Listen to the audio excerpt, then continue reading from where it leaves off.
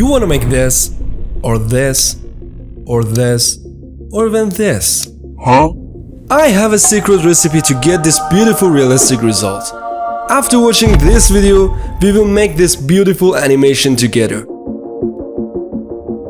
Then you can create thousands of viral videos easy. Wanna see how? Let's do it easy.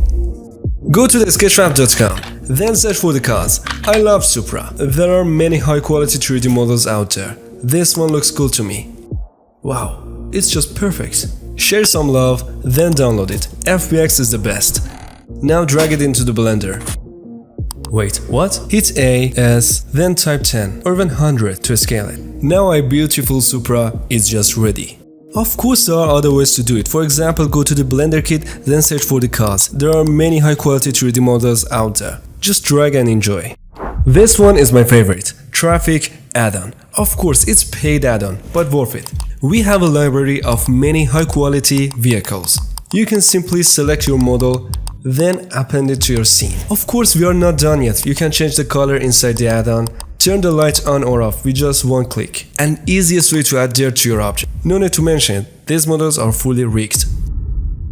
To get a space, just search for it. I found this website.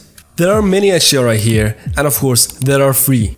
I found this one. Go to the world setting, change color to environment texture. Go to the shader editor, change shader type from object to world. Now we got it. Here you can open your hdri map. Now we just got our beautiful space. If you want to create your own planet, we need desired texture. Create a sphere, then apply subdivision surface. Scale it, then drag your texture here. Then it's time for the glossiness. Change color space to non-color, then add it to invert because roughness is inverted version of glossiness. There we go. We can add normal map. Change it to non-color, then you can just change strange as much as you want, but just don't go too far. Lastly, I need displacement. Connect normal map to the displace, then change bump only to displacement and bump. Our planet is super high quality, but we are not done yet. So I'm going to duplicate it and create a new material, call it Atmo. Delete unused nodes. What we need is principal value. I'm going to connect it to the value, then change emission strength to 1. Then we got atmosphere. You can increase or decrease it by a scale. Lastly, we need clouds. I'm going to use this setup. You can copy it simply. Its subsurface is scattering and transparent. You can just simply change the atmosphere color. These are how our object looks like, separated. We can add a sun to see what we made, and that's beautiful. We can change lighting and also rotate our planet. You guys may say, do I just have to spend all those time to just be able to rotate our planet? I have to say, actually, yes. Welcome to the artist world. Now we have planet and the car. Let's cook. It's not that simple. If you go to the render mode, you will see we need something. What is it? Studio lighting. Let's just create a area light. Change it from a square to disk. Now just rotate it and put it on the backside of your object. We got this beautiful sharp highlight here. Then a light on top of it. Change the power to get your desired result. And also you can add light to the left side and make it fit. Most of the time you need to customize your light, and if you need, you can add one to the right side. You can play with it to achieve that result, but remember it from me, do not add light from front of your object. It just, no need to say that. Wait, do you like a studio lighting? Comment it, I got you. Make sure your car lights are turned on. If you have a FBX file, sometimes unfortunately texture files are missing. For example, in this case, we lost our light map. I'm going to drag it here and apply it. You see, we have crazy beautiful lights here. Nice. Then create a new workspace in video editing. Drag your music. As you see, it's not fit. To fix it, adjust the end frame in the timeline. Now it's fixed. Then play your timeline and hit M to add marker whenever you need cut. There we go. Go to the preferences, then key map. Search for the view navigation. Change the shortcut. I like Shift F. Create a camera, hit 0 button. If you hit Shift F, you can move it easy.